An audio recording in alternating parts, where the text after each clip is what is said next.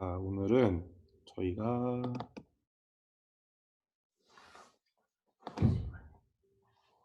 하나님 나라의 문화에 대해서 배우려고 합니다. 네, 하나님 나라의 문화에 대해서 배우려고 하는데요.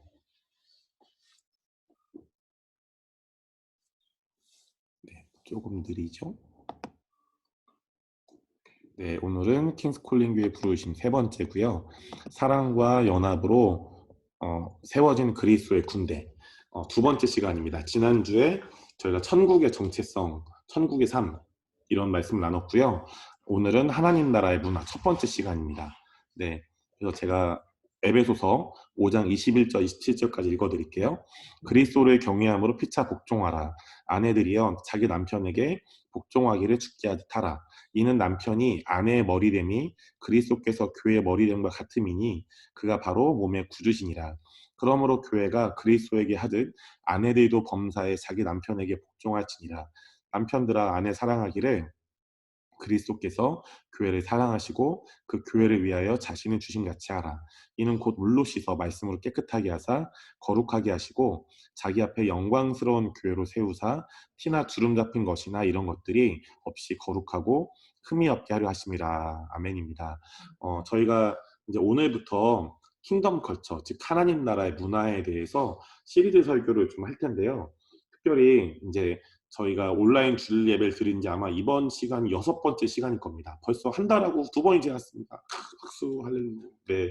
그래서 온라인 주일 예배가 잘 들어지고 있는데요. 첫 시간에 제가 이제 킹스 콜링 교회 부르심이 세 가지가 있다라고 하면서 에베소서 1장부터 6장까지 다뤘어요. 특별히 에베소서 5장부터 6장까지는 사랑과 연합으로 세워지는 그리스도의 이제 군대라는 주제를 가지고 있다고 말씀을 드렸죠. 특별히 오늘의 본문은 사랑과 연합으로 세워지는 그리스도의 군대가 되기 위해서요. 특별히 각 가정에서 남편과 아내가 지켜야 할 부부간의 문화를 얘기합니다. 그런데 이것은 부부간의 문화일 뿐 아니라 모든 믿는 자들의 신랑 되신 예수 그리스도와 또 예수님의 신부된 교회가 지켜야 할 하나님 나라의 문화, 즉 영어로 얘기하면 킹덤 컬처에 대해서 말하고 있는 것이죠. 영어 잘하죠? 네, 좋습니다. 여러분 특별히 이제 이 킹덤 컬처를 나누기 전에 그동안 우리가 잘못 알고 있었던 게 있습니다. 자, 이제 제 얘기를 잘 들어보세요. 그동안 우리가 성경을 배우거나 공부할 때 그 성경의 구절들 있잖아요. 비판하지 마라, 판단하지 말아라, 뭐 이런 말씀들 있죠. 이런 말씀을 어떻게 우리가 배우고 공부했냐? 예수님 믿는 사람들은 이렇게 살아야 돼. 예수님 믿는 사람들이 이렇게 안 살면 예수님 믿는 사람 아니야. 라는 태도와 마음가짐으로 성경의 구절들을 배우고 적용했어요. 그런데 이것은 진리의 사고방식이 아니라 잘못된 종교적인 사고방식입니다. 아멘이시죠? 왜냐하면 성경의 중요한 주제는요, 그리스도인의 책임감이 아니에요. 성경의 중요한 주제, 모든 성경 꿰뚫는 중요한 주제는 하나님의 나라입니다. 하나님의 나라. 그리스도의 책임감이 아닙니다. 자, 그래서 마태복음 9장 35절 읽어드릴게요. 예수께서 모든 도시와 마을에 두루 다니사 그들의 회당에서 가르치셨대요. 네. 그리고 천국 복음을 전파하셨겠죠. 또 모든 병과 모든 약한 것을 고치셨다고 말씀합니다. 자, 예수님이 전하신 복음의 이름이 뭐라고요? 하나님 나라의 복음, 천국 복음이죠. 자, 그리고 예수님이 십자가에 죽으시고 부활하셔서 우리 한 분 한 분을 이미 창세전에 그렇게 만들어 놓으셨지만 우리 한 분 한 분을 하나님께서 또 예수님이 성령님이 우리를 천국이라고 정체성을 주셨죠. 계시록 1장 6절 우리를 나라와 제사장 삼으셨다. 여러분 그러면 우리가 알고 있는 이제 말씀이요. 예수님 믿는 사람이 이렇게 살아야 돼가 아니라 우리가 이 말씀대로 살면 하나님 나라를 경험할 수 있다는 게 원래 그게 성경의 흐름이고 주제예요. 그런데 성경에 대해서 하나님 나라라는 주제를 맞추지 않으면 자꾸 신약이든 구약이든 그리스도인의 책임감 이렇게 안 살면 그리스도인 아니야 라고 이상한 명제가 바뀌는 거죠. 이해가 되시죠? 자 그러면 그 우리가 비판하자고 이걸 보는 게 아니니까 그럼 이제 신약 성경의 구절들 또 성경의 구약 성경의 구절들을 어떻게 해석해야 될까요? 아까 말씀드렸죠. 성경의 중요한 주제는 하나님 나라입니다. 자 그러니까 구약이든 신약이든 신약 성경을 해석할 때도 하나님 나라의 관점으로 해석해야 하죠. 자 여러분 특별히 바울이 쓴 바울 서신 뭐 예를 들면 베드로가 쓴 베드로 전후서, 모든 서신서를 보면요, 딱 두 가지 뭉덩이가 있어요. 첫 번째 초반부는요, 복음이 뭔지를 설명해요. 그리고 후반부는 우리가 흔히 알고 있는 예수님을 믿는 사람들 이렇게 살아야 돼라는 삶에 대한 이야기를 후반부에 합니다. 그런데 말입니다, 이 해석이 틀렸어요.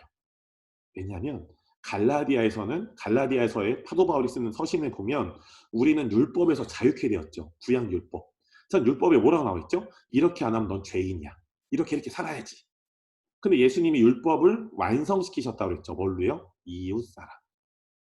자, 그러니까 우리가 알고 있는 서신서의 후반부, 예수님 믿는 사람 이렇게 살아야 돼가 아니라 그 말씀대로 살면 성경의 중요한 주제인 하나님 나라를 우리가 경험할 수 있다는 거예요. 이해가 되시죠? 무슨 말씀인지? 자, 그러니까 모든 초점이 하나님 나라여야 되는데, 예수님은 하나님 나라 완성을 위해 율법을 완성시켰는데, 우리는 성경, 특별히 저 같은 목사님들이, 죄송합니다, 같은 사과드릴게요, 성경 해석을 잘못한 거예요. 율법은 짐을 지운다고 성경에 나오잖아요. 율법은 이미 예수님이 완성시켰는데 목사들이 공부를 제대로 안 해서 성도들한테 또 다른 율법을 지우는 거예요. 아니죠. 그러면 갈라디아서를 보면 우리가 혼동이 와요. 예수님 때문에, 우리 복음 때문에 자유를 입었는데 막상 신약을 공부해보면, 이제 배우면 마음이 답답해져요. 예수님 믿는 사람이 이렇게 살아야지. 술 먹지 말아야지. 뭐 하지 말아야지.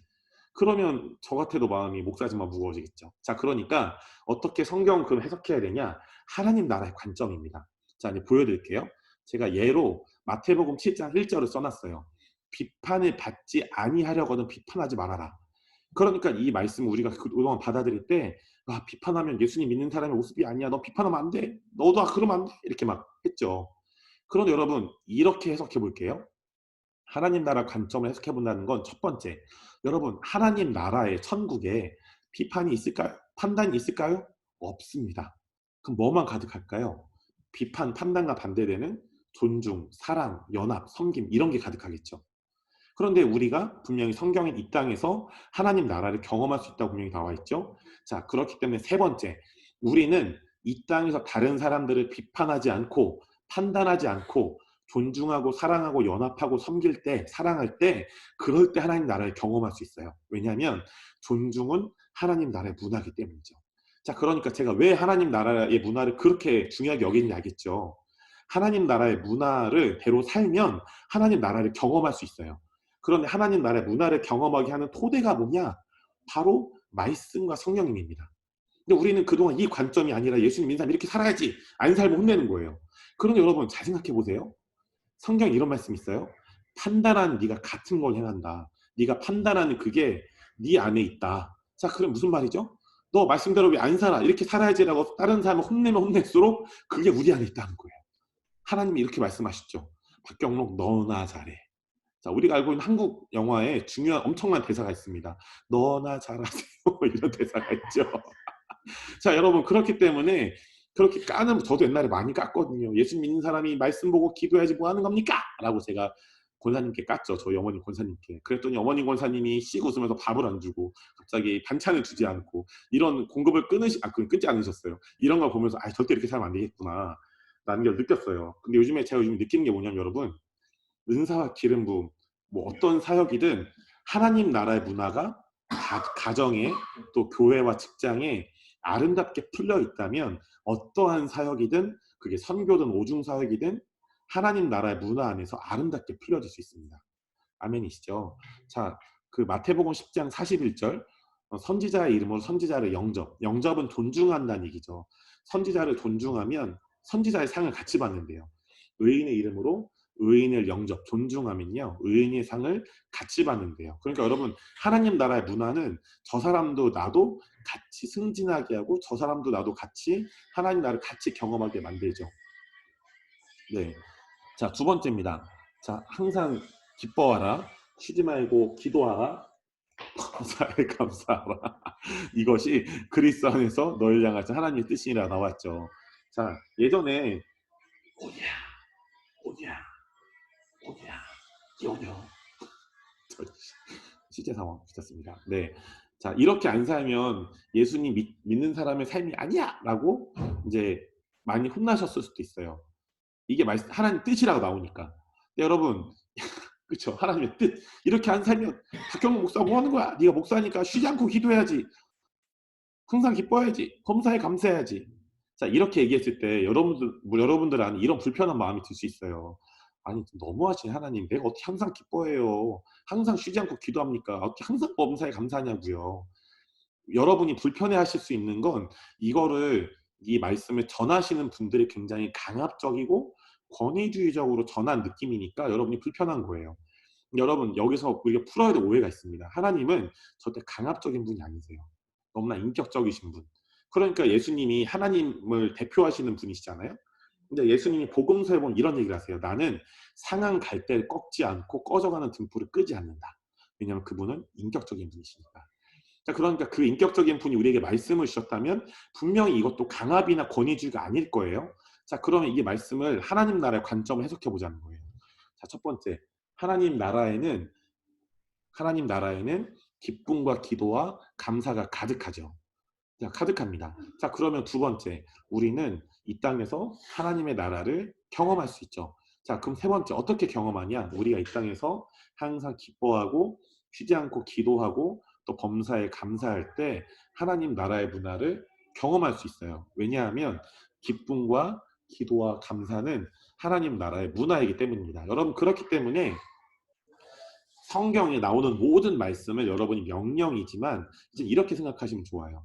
하나님이 나에게 권유하셨다. 러브레터를 보내셨다. 뭐 예를 들면 경로가 네가 이렇게 내 말씀에 순종하면 네가 나의 나라의 기쁨과 사랑과 평안과 권능을 네가 경험하게 될 거야. 네가 이렇게 해보지 않을래? 라는 권유예요. 이해가 되시죠? 그렇기 때문에 여러분, 우리 안에 하나님 나라가 잘 풀어지면 하나님이 어떤 말씀을 주셔도 그 인격적인 하나님의 그 사랑의 초대에 우리가 기쁨으로 순종할 수 있죠. 자, 그럼 저희가 오늘 보고자 하는, 이제 마지막으로 보고자 하는 하나님 나라의 문화입니다. 그래서 오늘 시작해서 제가 몇 주가 될지 모르겠지만 하나님 나라의 문화가 한 13가지 가치가 있더라고요. 그거를 하나하나 보려고 하는데요. 첫 번째는 하나님은 선하십니다. 아닙니다. 하나님은 선하십니다. 자, 골로새서 3장 10절에 보면 이런 말씀이 있어요. 새 사람을 입었으니 우리가 옛 사람을 벗고 새 사람을 입었는데 이것은 자기를 창조하신 이의 형상, 하나님의 형상이래요. 새 사람이 바로 우리를 창조하신 하나님의 형상이래요. 그 형상에 따라 지식에까지 새롭게 하신 이분 자라고 말씀하십니다. 여러분, 그러면 그 하나님의 형상, 그 하나님이 어떤 분이시냐? 선하신 분이신 거예요. 여러분, 그 종교에서는 이런 게 굉장히 논쟁이 많았어요. 신이란 존재가 인간을 처음 만들었을 때 선한 존재였냐 약한 존재였냐. 그래서 종교가 갈리고 이런 걸 뭐 성선설, 성악설이라고 하죠. 근데 제가 이런 거를 많이 진짜 연구했습니다. 많이 고민이 많았어요. 왜냐하면 사람들의 약함을 보면 아니 이런 거 있죠. 어떻게 목사가 저런 행동을 할 수 있어. 막 우리나라에도 좀 처참한 부분들이 좀 있잖아요. 뭐 목사가 그루밍 성범죄로 자기 제자랑 불건전한 관계를 갖고 그런 걸 보면 아 역시 인간 죄인이네. 네, 성경에선 예수님이 십자가에 죽으시고 부활하셔서 우리를 의롭게 했다고 분명히 나와 있는데 그런 상황을 보면 역시 인간은 죄인이네 생각하실 수 있죠. 저도 많이 고민했습니다. 그런데 아무리 봐도 상황은 틀리고 진리, 하나님의 말씀은 맞습니다. 여러분, 그렇기 때문에 하나님은 선하신 분이세요. 선하신 분이시죠. 여러분, 아멘이시죠. 시편에 보면 제가 정말 좋아하는 말씀이 있어요. 영원부터 영원까지 하나님은 선하시다. 아멘이시죠. 그러니까 그분은 우리의 상황, 환경, 사람의 약함을 뛰어넘어서 선하신 분. 그런데 우리 모든 인간들이 그 하나님의 형상으로 창조를 받았대요. 이 말씀을 보시면 골로새서 3장 10절 새 사람을 입었으니 이는 자기를 창조하신 선하신 하나님의 형상에 따랐대요. 우리가. 그게 새 사람이래요. 여러분, 그러면 우리 모두는 하나님의 선하신 형상을 닮은 하나님의 형상인 거예요. 우리 모두가 선하신 하나님을 닮은, 꼭 닮은 하나님의 형상인 거죠. 여러분, 그러니까 우리가 선하신 하나님의 형상으로 창조되었기 때문에 우리가 가정, 또 부부 사이, 가족들, 학교, 직장, 또 교회, 또 여러 곳에 나아갈 때 여러 공동체 안에서 서로를 바라보고 또 삶을 나눌 때 우리 안에 있는 약함, 박경로 목사는 왜 말을 맨날 쳤다이래, 얼굴이 섰다위야 이런 약함을 볼 게 아니라 상대방 안에 계신 선하신 하나님을 보는 게 바로 하나님 나라의 문화입니다. 여러분 아멘이시죠? 그 창세기 33장 10절에 보면요. 그 야곱이 이렇게 고백해요. 그 야곱이 이제 자기 형한테 이렇게 고백을 하죠. 내가 형님의 얼굴을 보는데 하나님의 얼굴을 본 것 같습니다. 근데 뒤에 보면요, 형님도 나를 기뻐하신대요. 왜요? 그 형님이 하나님 같이 같은 분이신데 형님이 나를 기뻐하신다면 하나님도 나를 기뻐하실 거예요. 이런 말씀인 거죠. 여러분, 성경에 보면 하나님이 우리가 뭔가를 잘해야만 기뻐하신대요? 아니면 우리의 존재 자체를 기뻐하신대요? 우리의 존재 자체로. 그러니까 여러분, 앞으로는 여러분들이 서로를 보실 때 서로의 약함, 어두움, 뭐 상처, 쓴뿌리 이런 어떤 부정적인 것만 보셨다면 이제는 관점이 바뀌시기를 예수 이름 축복합니다. 그래서 여러분들이 서로를 바라보실 때 선하신 하나님, 선하신 하나님의 모습, 선하신 하나님의 모양, 그 성품들을 여러분 안에서 또 상대방 안에서 보시기 축복합니다. 여러분, 이게 있으니까 아까 바울이 그런 얘기를 한 거예요. 남편들아, 예수님이 교회를, 신부인 교회를 사랑하신 같이 아내를 사랑해라. 왜요? 아내가 하나님 형상이니까. 선하신 하나님 형상이니까.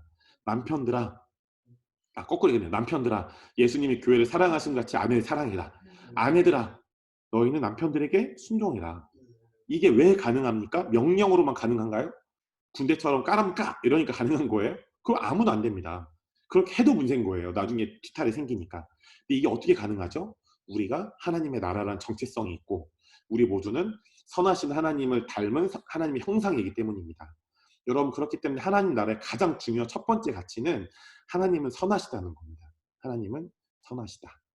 자, 두 번째 가치는 존중이 우리의 가치를 확증한다는 거예요.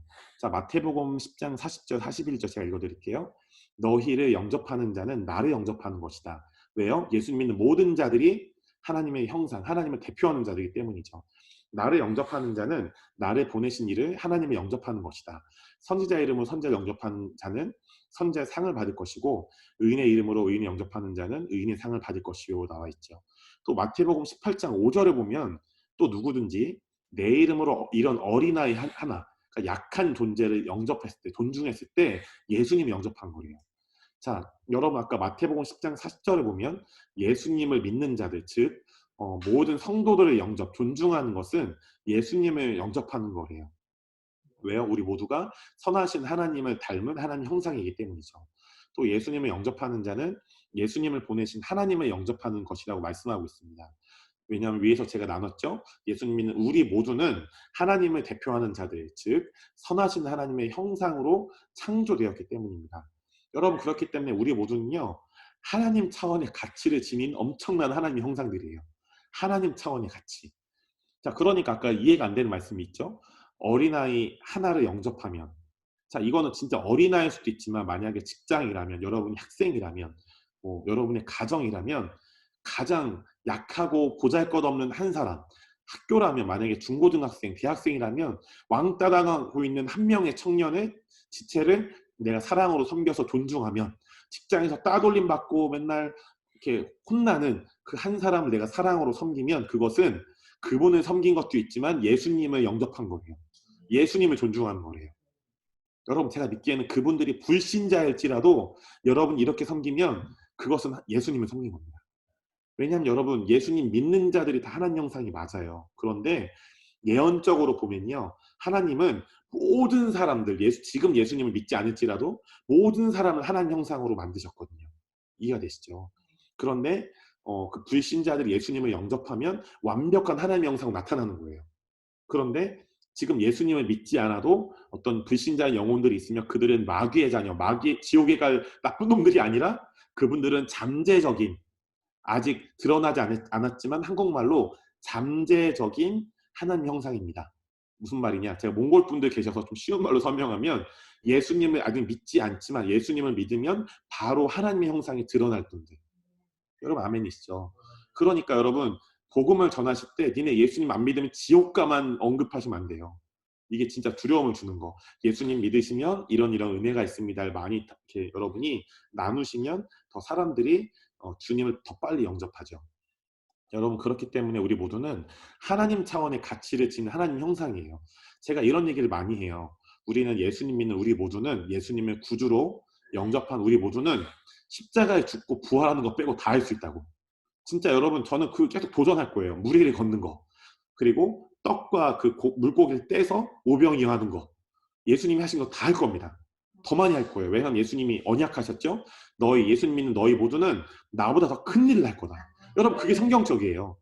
그럼 예수님이 파도를 뭐 잠잠한 바다를 걸으셨다면 우리 더 큰 일, 잠잠한 이제 뭐 예를 들면 뭐가 있을까요? 잠잠하지 않은 바다, 막 폭풍이 올 때 거기 막 걸어봐야겠죠. 물론 조심해서 해야겠죠. 그렇지만 우리가 예수님보다 더 큰 일을 하는 게 우리의 가치가 맞습니다. 우리 모두가 하나님 차원의 가치를 지닌 하나님의 형상인 거예요. 여러분, 그렇기 때문에 우리가 말씀대로 서로를 영접, 서로를 존중할 때 함께 상을 받고요. 존중을 통해 서로 안에 있는 하나님 차원의 가치를 확증해 줍니다. 자, 마지막 이제 하나님 나라의 문화는요, 건강한 가족을 만듭시다입니다. 제가 정말 좋아하는 말씀인데요. 에베소서 2장 19절을 보면, 그러므로 이제부터 너희는 외인도 아니요 나그네도 아니요 오직 성도들과 동일한 시민이요 하나님의 권속, 이 권속은 가족이란 뜻입니다. 우리는 외인, 뭐 고아, 나그네도 아니고 버림받은 자도 아니고 성도들과 동일한 시민, 하나님의 백성, 하나님의 가족입니다. 여러분, 그렇기 때문에 예수님 믿는 우리 모두는 이런 거 있잖아요. 저희 아버지 성함은 박자, 문자, 철자. 저희 어머님 성함은 김자, 정자, 연자. 저는 두 분의 피해를 받은 아들이죠. 근데 여러분, 이렇게 생각해 보세요. 예수님을 믿는 우리 모두는 예수님의 피로 하나 된 하나님 가족이에요. 여러분, 여러분의 몸 안에는 여러분의 부모님 피도 흐르지만 예수님의 보혈도 흐르고 있습니다. 여러분, 그래서 이게 여러분 안에 어떤 거짓된 패러다임을 바꿀 건데요. 여러분, 이런 거 있죠. 우리 교회 너무 소중해. 우리 교회 너무 사랑해. 이거 너무 좋아요. 근데 이거에만 갇혀져 있다면 우리는 이 교회보다 더 넓은 하나님 나라의 관점을 가질 수가 없어요. 여러분, 그렇기 때문에 우리 교회 소중하지만 우리 교회도 소중하다면 남의 교회도 소중하겠죠. 우리 도시에 있는, 또 우리 나라에 있는, 열방에 있는 모든 교회가 다 소중해요. 왜냐? 우리 모두는 예수님의 피로 하나 된 하나님의 가족이니까. 여러분, 그렇기 때문에 우리는 어디에 있든지 또 우리가 무엇을 하든지 내 교회주의, 내 교회만 소중해, 내 교회만 짱이야, 뭐 이런 내 교회주의를 버리고 예수님으로 하나 되어서 하나님의 가족끼리 여러분 힘써야겠습니다. 여러분, 제가 이것에 대해서 조만간 또 말씀으로 나누겠지만 전 이게 성경적이라 믿습니다. 제가 최근에 이제 꼭 포항을 다녀오면, 포항 사역을 다녀오면 제가 꼭 새로운 비전을 봤는데요. 여러분, 성경에서 보면, 사도행전에 보면 그 사도 바울과 또 하나님의 사람, 모든 성도들이 여러 지역, 자신이 있는 지역에, 또 여러 지역에 가서 교회들을 개척했어요. 사도들과 성도들이 말입니다. 그런데 성도들이 각 지역에서 교회를 개척하고 또 사도들이, 또 그 사도적 리더십들이 그 교회들을 네트워크를 했죠. 제가 요번에 그 포항 아가페 신학교 가서 이 사역, 이제 오중 사역을 가르치면서 어떤 새로운 비전이 왔냐면, 우리 킹스콜링 교회가 온라인 주일 예배를 하는 게 너무 하나님이 연결해 주신 놀라운 차원의 계시가 맞구나. 왜냐하면 우리 지금 상황에 저희가 대전에서 저희가 지금 이 예배 들어오신 분도 있고, 서울에서 들어오신 분들도 있고, 뭐 다른 지역에서 여러분들이 지금 들어오시잖아요. 그러니까 온라인 주일 예배는, 우리가 지금 킹스콜링 교회는 건물이 없는 교회죠. 그런데 그게 하나님 은혜인 거예요. 왜냐하면 여러 지역, 심지어 미국에서, 독일에서 연결된다면 그 지역에서 주일 예배 들어올 수 있으니까. 그런데 이 온라인 주일 예배라는 한 축이 있다면, 제가 요번에 포항 아가페 다녀와서 받은 한 축은 뭐냐면, 지금 우리 교회 안에 지역별로 여러 군데 계신 분들이 많아요. 또 여러분, 지금 우리 온라인 주일 예배에 들어오지 못하시지만 어떤 상황이 있어서 저랑 주중에 1대1로 말씀을 나누는 분들이 있어요. 1대1 예배를. 이런 분들, 뭐 경기도 어디더라? 용인에도 막 사시고, 또 뭐 완도에도 사시고, 심지어 미국에 사는 분들이 있어요. 그래서 이런 분들이 각 지역에서 최소한 두세 사람이 있다면 그 지역에서 주중교회를 시작하는 거예요. 예를 들면 저희 대전에는 저랑 어떤 청년과 어떤 집사님이, 여자 집사님이 계시죠. 그러면 세 명이 주중에 킹스콜링 대전교회를 시작할 수 있는 거예요. 예를 들어서 킹스콜링 대전교회가 월요일날 뭐 몇 시에 모인다. 그래서 이 모임에 특별히 뭐 불신자들을 전도해서 그 모임에 오게 해서 같이 예배를 드리고 오중사역을 풀어낼 수도 있고, 혹은 다른 교회 다니시는데 같이 기도하고 예배 드릴 수 있는 거죠. 꼭 그분들이 처음에 우리 교회로 안 오셔도 되고. 그런데 그렇게 해서 주중에 뭐 예를 들면 킹스콜링 대전교회는 뭐 월요일날 모인다. 또 킹스콜링 평택교회는 뭐 화요일날 저녁에 뭐 오후에 모인다. 그러면 무조건 2명이 있으면, 한 지역에 2명이 있으면 시작할 수 있는 거예요. 그래서 계속 2명이 시작하면 예배를 드리면서 사람들을 가정이든 아니면 가정이 좀 그러시면 커피숍이든 모일 수 있는 곳에 초대해서 일주일에 한 번씩이든 꾸준히 모임을 하는 거예요.